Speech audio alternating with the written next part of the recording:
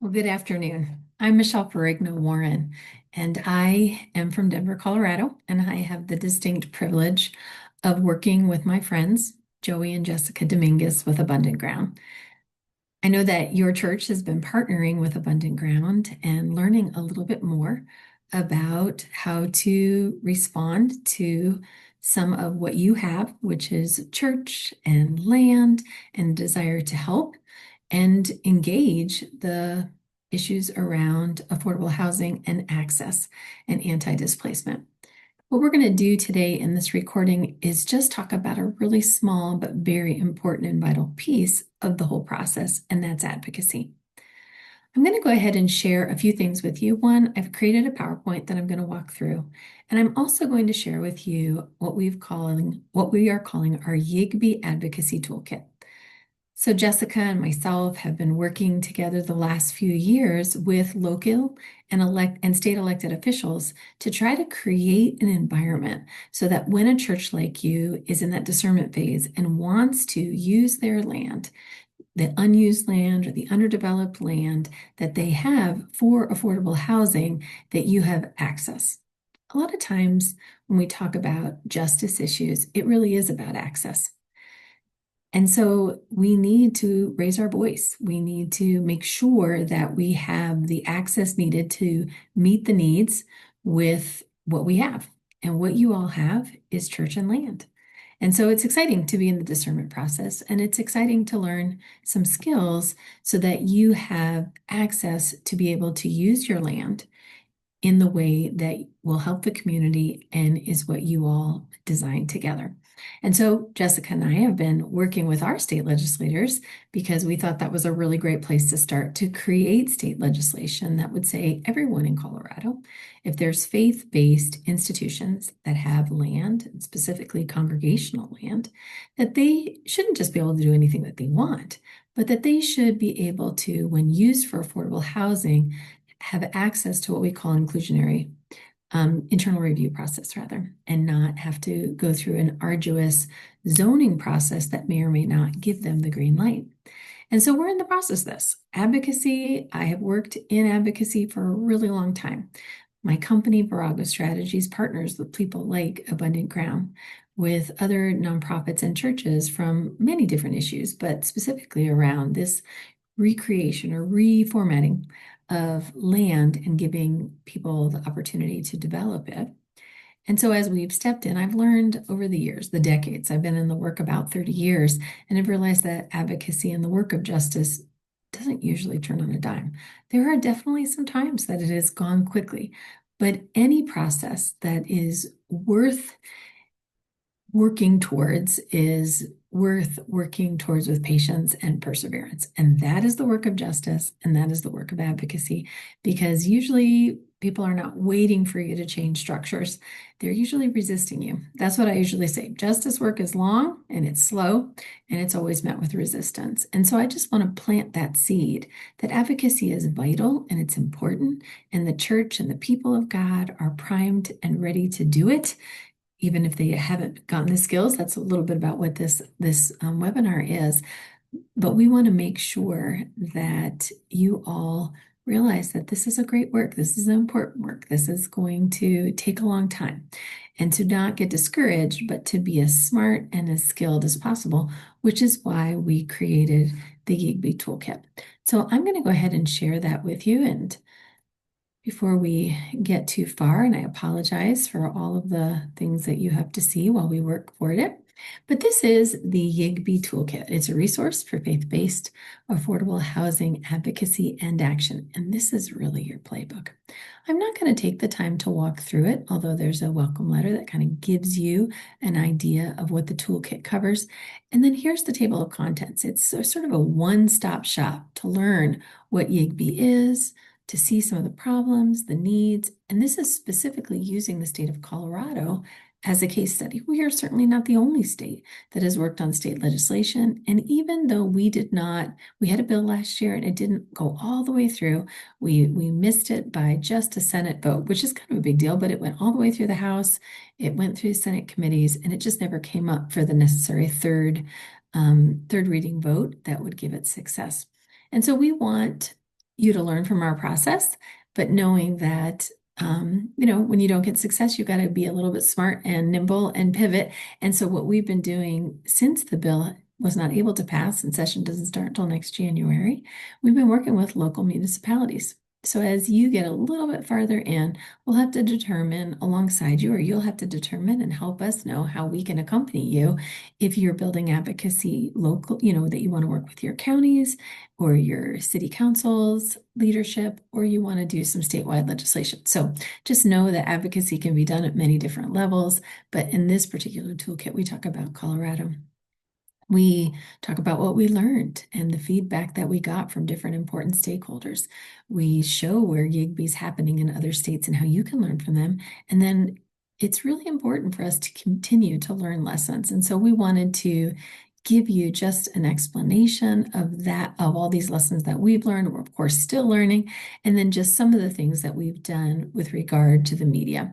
So we've got some tools, etc. But this we really hope will be a very helpful from explaining, as you can see, some of these terms as to what YIGB is. And you may know, but we have to transfer that to other people. And that's the point of advocacy. It's taking what you know in your head or what you're learning and bringing it to a more public place. So I'm going to go ahead and stop sharing this, as you will have access to this really amazing resource. I want to go ahead and begin our lecture. First of all, I want to commend you. I'm excited to be doing this. I have learned from Joey and Jessica that you all have some expertise when it comes to navigating some local issues, that there are people that are in your church that have either held elected office or worked in government, and that is actually true of a lot of churches. And I just want to commend your willingness to work together and to step into this new place. But since I know that you might not need sort of advocacy 101, I decided that I would go a little bit deeper with you all, simply because I have had the opportunity to teach at Denver Seminary. This is my 13th academic year, and I teach a course called Doing Justice in the Public Square. And it's such an important conversation for churches. I've heard that you all really are eager to follow God's command to love your neighbor as yourself. And that's the reason that you are even thinking outside the box on what you may be able to do to help with anti-displacement policies and that work. This is a really unsettling time, and it's a time that we need the church to engage more than ever on some of the most pressing issues that are facing our country, all the way from civil and human rights to access issues with healthcare and food access, as well as education and housing. And there's so many different social concerns. But sometimes we can shut down. And the last thing we feel like we are able to do is not only advocate, but to be effective. And so I just want to encourage us in such an extraordinary time. I have taken a lot of comfort from J.K. Chesterton. He wrote a book called Orthodoxy that really, he in his thought process and his insights and wisdom really helped even shape leaders like C.S. Lewis. And I've found myself reading this quote because it really helps reorient those of us who are trying to advocate to not run away even when it seems so hard. We know that God loved the whole world, and he sent his son Jesus. He cares about the whole world and the whole person, and gives us what we need to engage and step up and make these steps. So J.K. Chesterton says this: "The world is the fortress of our family, with the flag flying on the turret, and the more miserable it is, the less we should leave it. The point is not that this world is too sad to love or too glad not to love. The point is that when you do love a thing, its gladness is a reason for loving it, and its sadness a reason for loving it more."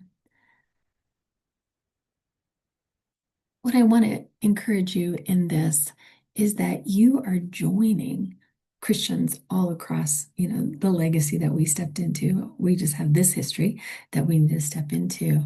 But you are joining Christians all throughout history, and you're joining Christ in his ongoing reconciliation work to say, you know what? I love God. I love my neighbor. I'm going to love the world too. And I'm going to care about the whole person. I'm going to care about my community, and I'm going to make sure that even in really challenging times that we stay present and we continue to advocate. Now, since I know you all are, or not all of you, but several of you, and maybe your church has a little bit more understanding, you definitely don't need sort of that stage one, you need a little deeper. I wanted to start with John Kingdon's multiple stream theory.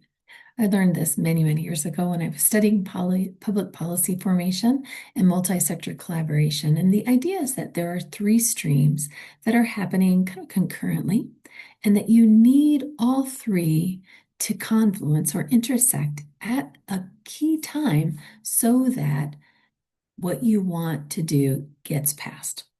And so it's basically there's a stream of a problem. When you think about what you all are seeing in the world as a church body, there are so many problems. And I would assume that on an individual basis and on a church basis, and if you're a part of a denomination, that you're prioritizing how you want to address problems. But if you're looking at affordable housing and development, anti-displacement work, then you are defining a problem of this is what's going on. This is how we are viewing the problem. And policy is just a fancy word to explain solutions. This is the solution that we want to advocate for. This is what we want to be changed. It may be a zoning code, it may be a process code, it may be access to money, but the policy is the solution. So you've got your well-defined problem, you've got your solution, and then you need to advocate for it. And sometimes in the advocacy piece, we run up against politics. Usually in our minds, like, wow, there's this problem, we've got this really great solution, and we're even going to do it for free.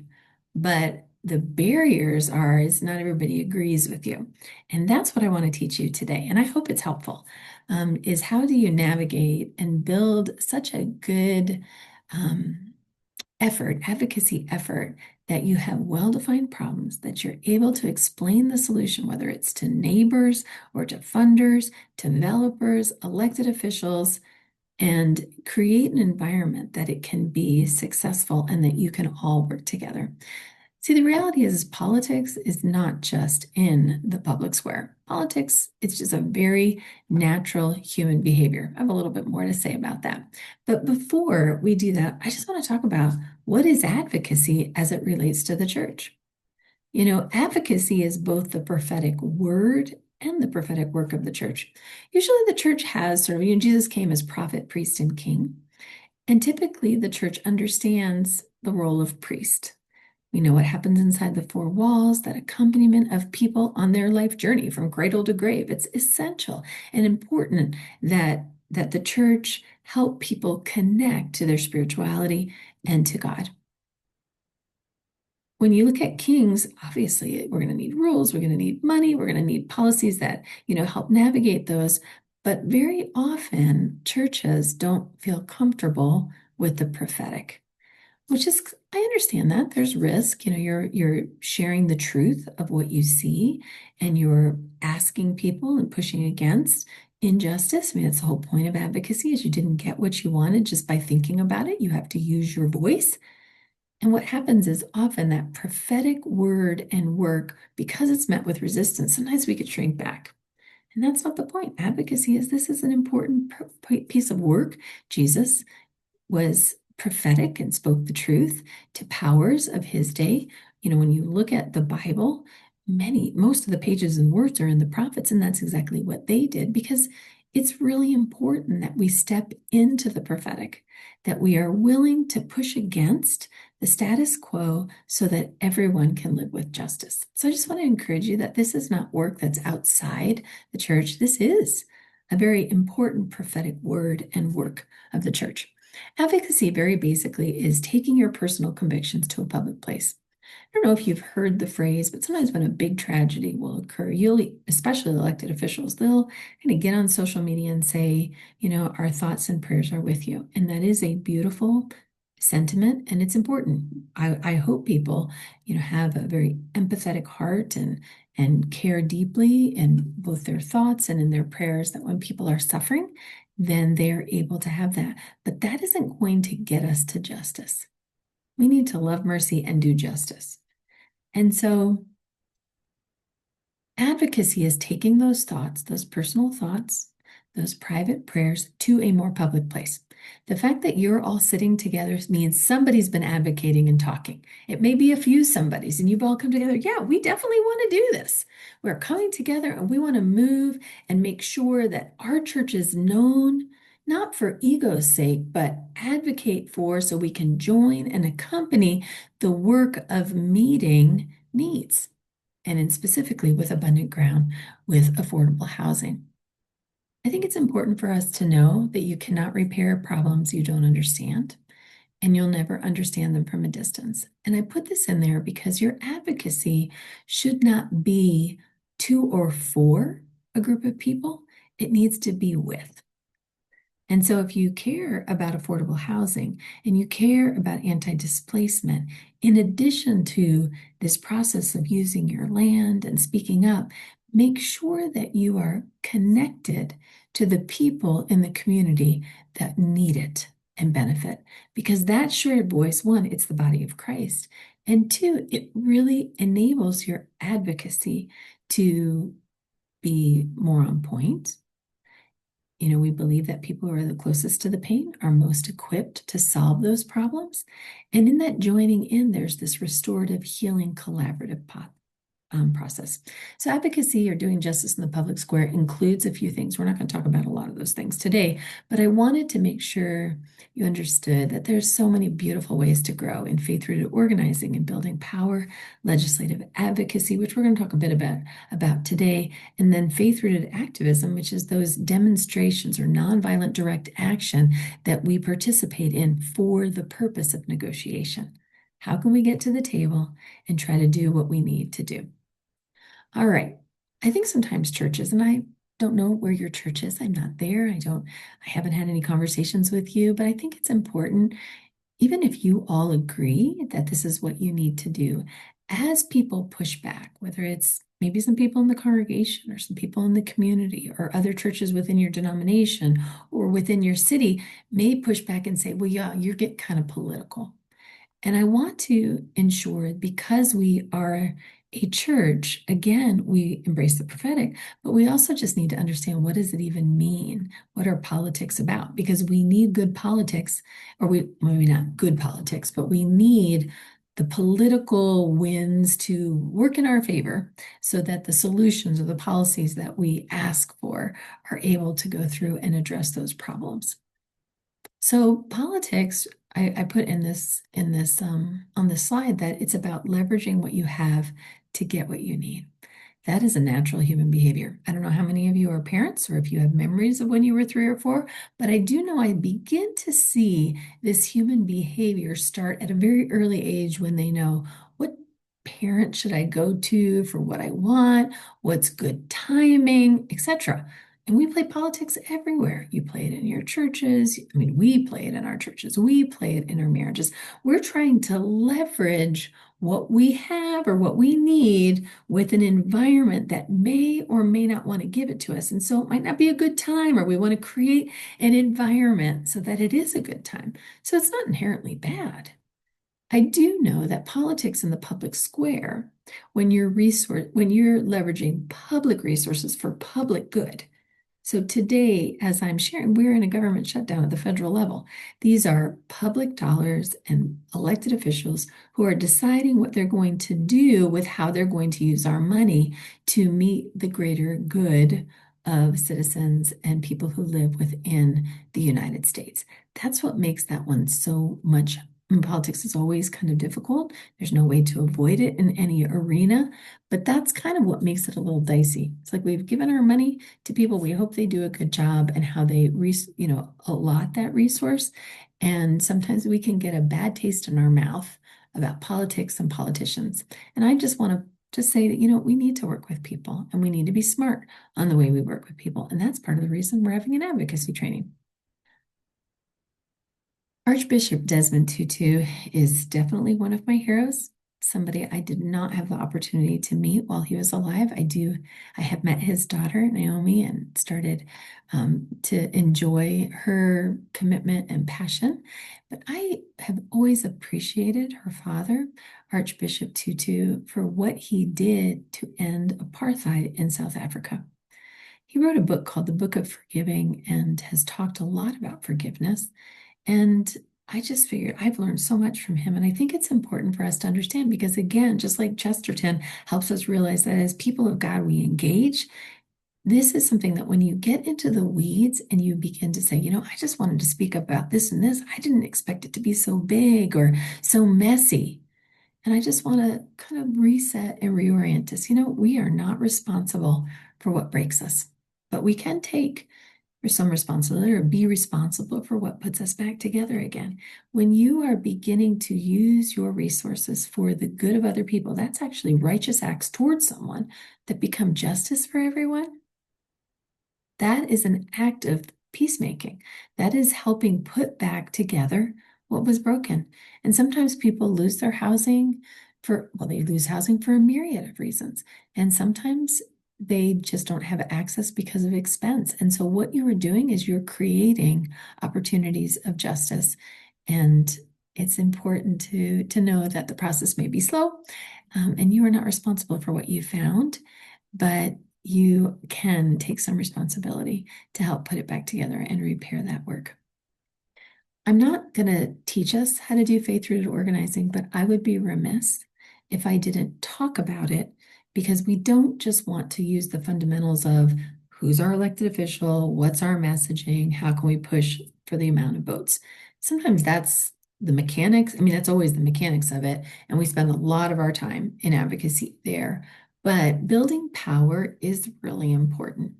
And faith-rooted organizing is built from the Alinsky model of organizing.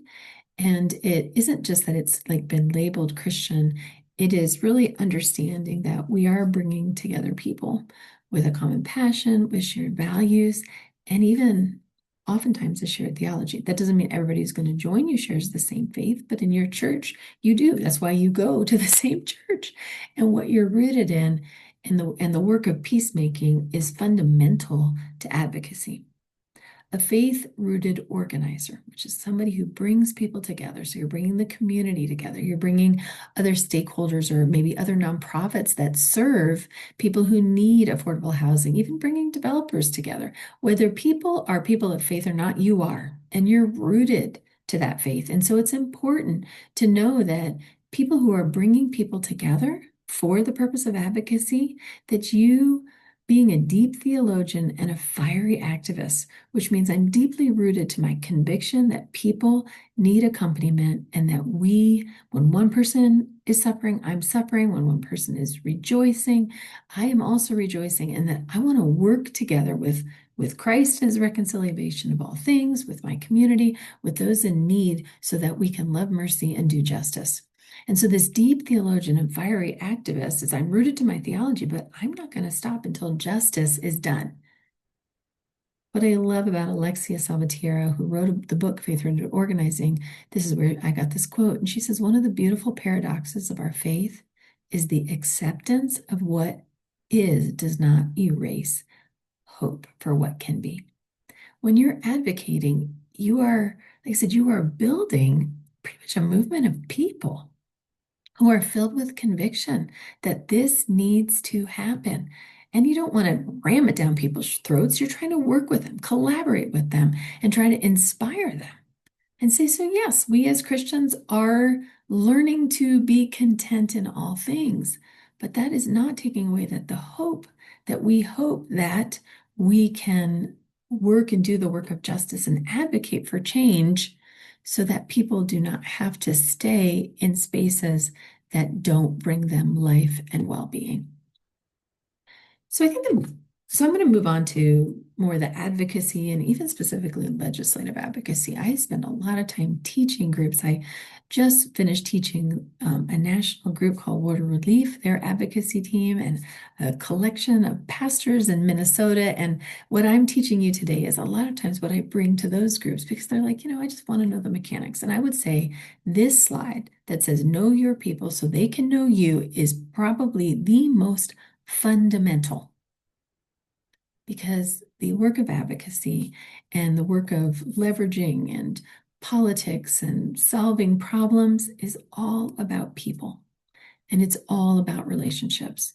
And when people who have access and can make change work with people who see issues that need to be changed, that can be a very beautiful collaboration. So you want to know your people so that they can know you. Now, what am I saying? Know your people. Know your elected officials. Know the people who have the power to make change. Because when they know you, they're more apt to work with you, to see things the way you see it. Right now, Jessica and I are working with a city council member in Lakewood, and sometimes he just wants to meet because he's trying to work this YIGB thing in with these other legislators, and they have fears. And so literally, I just had a meeting with him last week to tell him, okay, this will work and this will work. Okay, great. I've got these 3 new things, and then I'm going to go and talk. So building a relationship with people, we don't want to keep them at arm's length. Advocacy is about relationships. The reason I have Nehemiah 2, 1 through 9 is this is the beginning of where we meet Nehemiah. Nehemiah, who was this justice seeker, builder of walls, rebuilding. Well, I guess he didn't rebuild the temple, but he rebuilt the wall and Ezra. I mean, it's a very powerful time. On Nehemiah 2, 1 through 9, he is the cupbearer for the king. And he stands next to the king every day, testing the cup to make sure nobody's poisoning the king. And one day, Nehemiah shows up and looks sad. And the king noticed. And I remember reading that and thinking, wow, that was really powerful. Nehemiah's relationship was so real and honest that the king actually cared a little bit. Like, wow, you don't look like yourself. What's up? And so Nehemiah tells him, I'm sad because of this and this and this in my home country. And that conversation set up an entire course of events. I mean, that would be an amazing case study in itself, just to look about all the advocacy from, the beginning of the king and money and resources, but all the pushback of even the Israelites and his own people fighting. I mean, there's just a lot of politics in that one. But this is just an example that we see in the Old Testament of the value of working with, knowing, and being in relationship with those who have elected power. I took this from the Faith Rooted Organizing book because we're not trying to manipulate people. We're a church. We love God. We love neighbors. We even love enemies. And so it's important for us to know that in our walk alongside elected officials who have the power to make change, that we are offering ourselves as chaplains. To be a chaplain to powerful leaders is not merely to attempt to move or influence them, but to minister to them, to enable them to overcome fear, greed, and laziness to do what is right. It is very important for the church. Now, I like to win. I want to win. But more than that, my faith of loving people, I don't want to win and not love people in the process. I don't want to win and get what I want and then damage the reputation, not just of myself, but of the church and of Jesus, the whole reason I'm doing this. And so it's not that we're not concerned, but we're not primarily concerned with passing a specific policy, but rather with effectively calling the policymaker to create and champion policies that accomplish God's will for the most vulnerable and promote the common good. So when we're in relationship with elected officials, we are advocating to them to understand the problem. It's almost like we're the experts. And that's why it's really important to make sure that we're walking with people who would benefit from that policy and from that change. I said over and over, it's about the relationships. You want to reach out to your elected officials. You want to invite them to events that are happening in your community. We call them site visits. Come check it out. You want to go to their town halls. You want to get on their mailing lists. And then there's some other um, suggestions, but working towards that relational chaplaincy is the key to advocacy. Jessica, I don't know if she's with you or Joey's with you today, but she can tell you Senator Julie Gonzalez was happy to hold a meeting and to champion a bill before she even read it because I had had a long-standing relationship with her. She was on the Housing Committee. She knew me. She knew my heart. She knew I cared about certain issues that she cared about too. And so she took my call. And not only did she take my call, but she said, yeah, I'll have a couple meetings. And that opened the door because you can have the best defined problem and the best political solution. But if you don't have somebody to champion it, it's not going anywhere. And if you really want things to be successful, then you have to work with those who have the power to do it. I put this question, what are some ways you've engaged your elected officials in the past? I don't bring this up for shame. I just want to encourage us to continue to stretch. It sounds like you may have quite a bit of what I call legislative and social capital in your congregation, and we can learn from you. Don't keep all that to yourself. Don't be the spokesperson. Help your congregation know, hey, this is who I know. This is, our person, and this is what I know of them and value, and let's meet them together. Let's invite them in. Work together with your strengths as a congregation to represent that collaborative advocacy voice. All right, I'm going to try to go through this a little fast, and I'm sharing my slides with Jessica and Joey so you have them. And here's the great news is you walk with Jessica and Joey, you get me too, because I'm a consultant. And so you don't have to remember any of this or all of this. You've got a toolkit, you're going to have these slides, but even if you want to really get into the details, you might say, Michelle, I hardly remember much of what you shared. I just know that we need a little bit of extra help, or maybe you shared some of the wrong things. No problem. This is a part of the relationship that we are building with you in learning about how to advocate. So I did not develop this framework, and I don't think you can find it anywhere, but I learned it from Mayor Wellington Webb. He was a mayor of Denver way back in the day. He was the first African-American mayor our city had, and these were just some of his wisdom. So I'm depositing the wisdom that was deposited to me, to you all, and this is how I teach my course at Denver Seminary, which is the 5 steps. Discern the problem. So when I was saying, you guys want to use your land, it's not your problem. Well, it might be your problem with advocacy, with, what's the barrier to being able to develop your land? That is a part of the problem, but why would you even want to do affordable housing? It's got to be bigger than we have land and we want to use it the way we want it. You're discerning the problem. You're saying, you know what? We have talked with other local organizations. We understand that there's a lack of affordable housing. And you may even be going further to say we don't have this much with home ownership or apartments. I mean, that's part of what you're working with, Joey and Jessica, is like, what is the problem that you want to solve? So when you discern that problem, that is setting yourself up to be able to present that problem to anyone you're advocating for. Step 2 is called define the debate. This is just smart. You all may think this is a brilliant idea and everyone's going to agree with you. I have never found it in all my years of advocating where people always agree with me. They don't.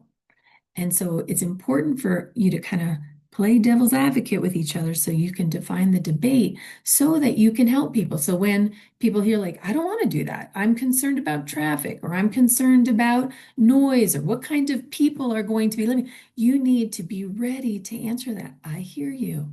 And this is what we have looked at, and this is other communities. So that's defining the debate.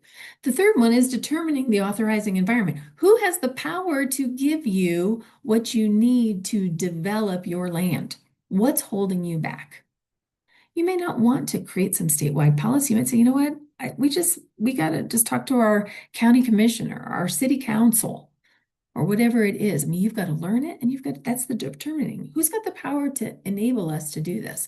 What do we need? And sometimes it's sort of votes or permission, but step 4 is really connected, because when you want something, a politician or somebody who's the elected official, and you're defining all this, it can't just be you. You want to deliver a validating constituency. Who else wants to do this? There may be nonprofit service providers. There may be community members themselves. I mean, you want to get a group of people that it's not just our church. This is good for the community. It's not just good for our church. And the fifth one is develop your plan of persuasion and implement it. Don't just come up with ideas and sit on it. Let's implement it. All right. So I talked a little bit about, defining the issues. These are some of the questions. What exactly do you want changed? What is your goal? What are you looking to accomplish? If you are using your land for what? What's going to be in 1 acre, et cetera, et cetera. And who will it impact? Who does it impact? On the debate side, the impact, you've already looked at it. You're on it saying, you need to know the issues surrounding why this needs to be changed, the opposing reasons why people don't want it. And this is just really, really important. If you don't define the terms of the debate, your opposition will do it for you.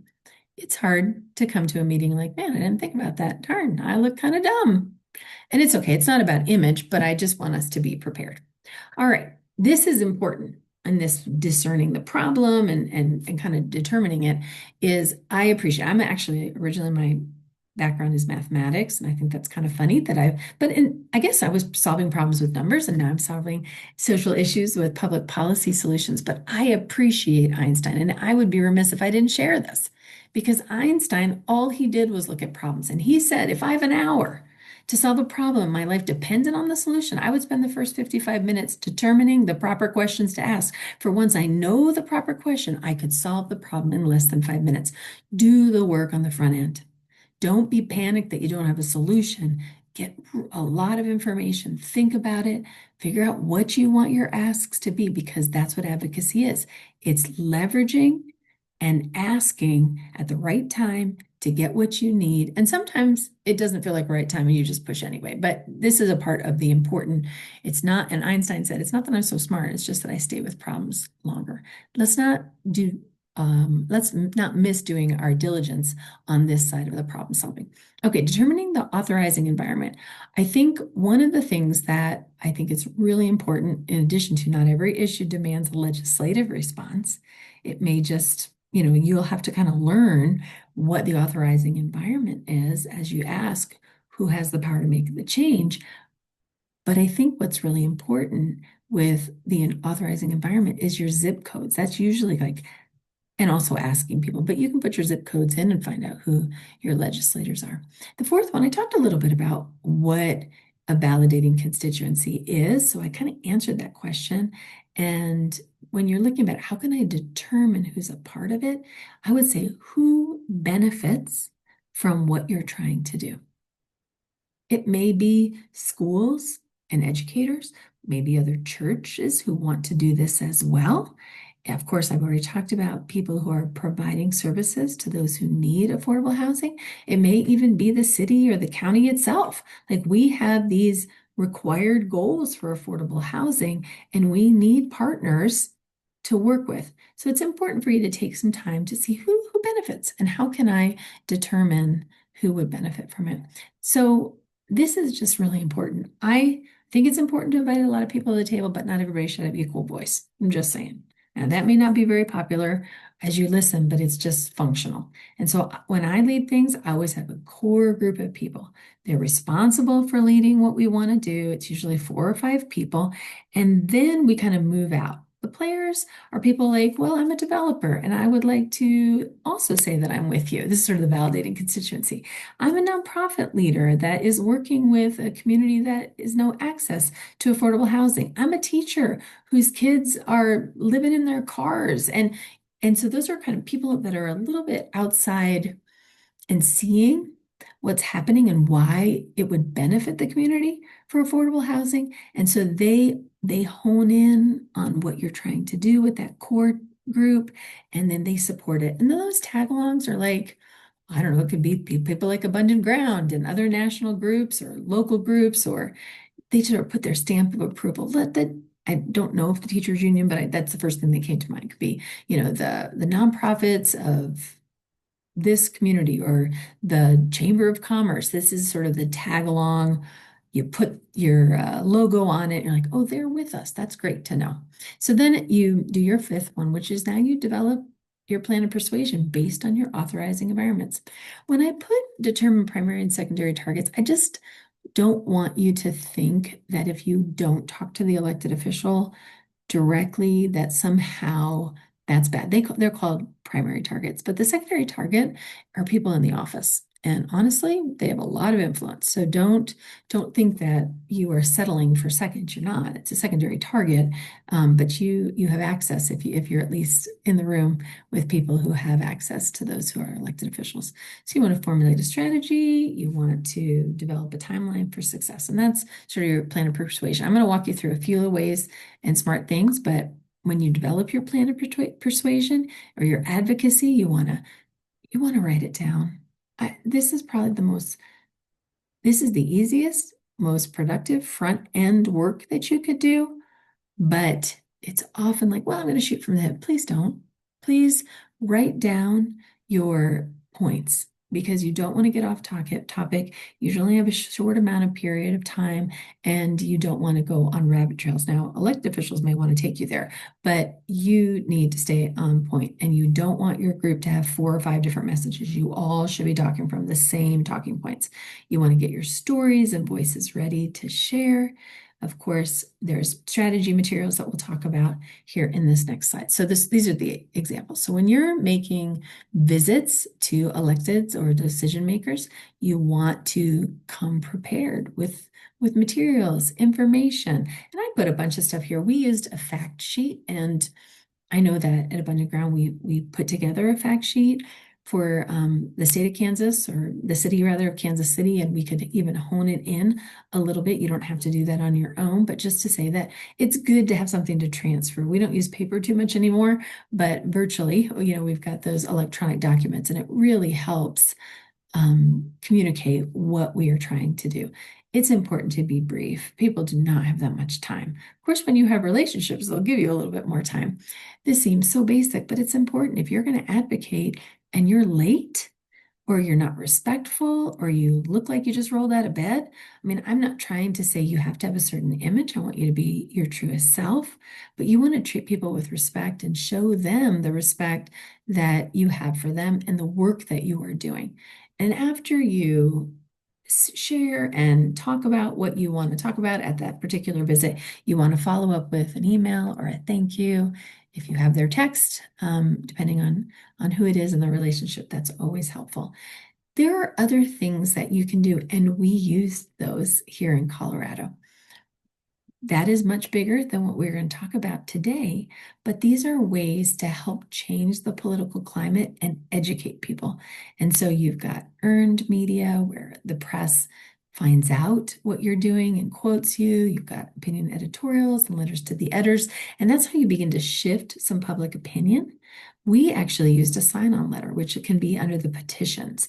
And then, of course, endorsing organizations and individuals. Hopefully, you've been doing that with your validating constituency. But these are some things that you do to strengthen what your point that you're trying to advocate for. I have learned that in a digital age, calling is better than emailing, but you always follow up with an email. So calling the office, I'm not saying you have anybody's phone number, but you want to make sure that you know the person who's the scheduler, the office staff, because that's really who you're going to be working with. And so I have found you do not have to do this. You may find something different. You may have people in your church that are like, no, that's not how it works here in Kansas City. I get that. I'm giving you the best advice to advocate well that I know, but I also know there's not just one way to do it. I would say that I usually call or have, somebody calls and then I follow up with an email. I left a voicemail or like we spoke on the phone. I do both. I think it's important to be as personal as possible. Learn the names of the staffers in the office, especially the key ones. You don't want to just know the legislator's name. You want to know who is their legislative aide or who is their constituent service person, who's their scheduler. And some offices just have small people, but like I said, the relationships are really important. You don't want to assume that you're going to be resistant. You are working together for the good of your community, and you are trying to endear yourself to those people and who have the power and the access to do that. Of course, after you've had your meeting, you want to email a follow-up. I just don't bother sending snail mail. It takes so long to clear. An email is just so much better. we're getting ready to kind of wrap it up. And I really just want to, since this is on advocacy, I want us to just remember that as the people of God, our hope is not in things of this world, and that government and policy are not our hope. That politicians are not what I call true community leaders. Those of you in the community that are leading, you are the community leaders. What I have found is that often elected officials want to wait and see what direction the community goes. And some of it could be that they're just nervous, and that is a real thing. But it also could be that they represent the community and they want to see, all right, I will fight for it if the community is fighting for it. And so they're going to want you to lead out. So it makes them safer. Going back to our Lakewood City Council member, I've heard him say over and over again this story like, well, the pastors of Lakewood want this because it provides him some coverage. It helps him know that it's just not my idea. These are community leaders and we need to follow their lead. I've already shared this a little bit, but I think it's important to reiterate that justice work is not fast or easily achieved. And you want to keep moving forward and try your best to not lose people along the way. It takes a lot to build power and to build a group of people that are all rowing in the same direction. Don't be so quick to kick people out when things get tough. I shared a little bit about this, but politicians are looking for a good political landscape. Remember, I started by saying you guys are a little bit more advanced in those kingdom streams of problems, policies, and politics. This is the politics. We want to create an environment that makes it easy for them to act on their moral courage, to do what they've been called to do. It's important for you to know. And I think, and I talk a little bit about this with Dr. King, but it's important for us to know as the church that we are not run by the state. Yes, we have separation of church and state, but beyond the United States and American history, the role of the church is not to be peripheral to the world. The world is to be peripheral to the church. And sometimes we need to be reminded as we're loving our neighbor that the reason we need to be strong in that love is because the state, and I'm not talking about the state of Kansas or Missouri or Colorado or others, I'm just talking about sort of the big state. So that public entity that is working and negotiating for the people. I hope it's for the people. But we need to be reminded as a church that we do not serve the state, that the state is not our master. So I'll read what Dr. King wrote in his book, Strength to Love, in 1963, and remind us that what was going on in 1963 was what a wild and crazy year, inspiring, especially as history remembers it. But this is when you've got the March on Washington, you've got JFK putting forth the Civil Rights Bill. It didn't pass till 1964, but there's a lot of different energies happening in 63, a lot of hard things happening in 63. So Dr. King was trying to inspire the people at that time to have the strength to love in such a powerful advocacy and prophetic way. So the church must be reminded that it is not the master or the servant of the state, but rather the conscience of the state. The church must be the guide and the critic of the state and never its tool. If the church does not recapture its prophetic zeal, it will become an irrelevant social club without moral or spiritual authority. Here's the thing, whether you all enjoy being with each other or not, you are inspired to come together to do some amazing good with what you have. You aren't an irrelevant social club.